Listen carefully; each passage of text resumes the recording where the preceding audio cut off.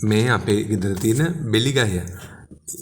ඉඳලා වැඩි දවසක් නෑ දැන් ගොඩක් ලොකු වෙලා මේ බෙලි ගහේ කොළ අමුයෙන් හොඳින් තම්බලා සතියට සැරයක් දෙසරයක් තේ වෙනුවට හරිම රසට බොන්න පුළුවන්.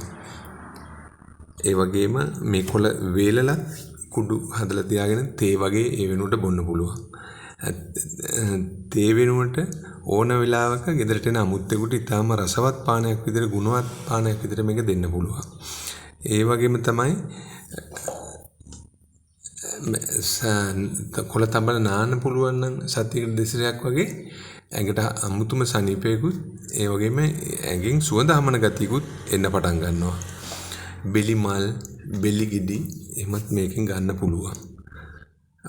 ඔයාලගේ ගෙවල්වලත් මේ වගේ බෙලි පැලයක් හොයලා ඉඳලා තියාගත්තම ගෙදර ඉස්සරහා ගෙදරටත් ශ්‍රියාකාන්තාව එනවා කියලා එහෙම කතාවක් තියෙනවා. එහෙම අදහසක් පරිදි කියමනක් තියෙනවා.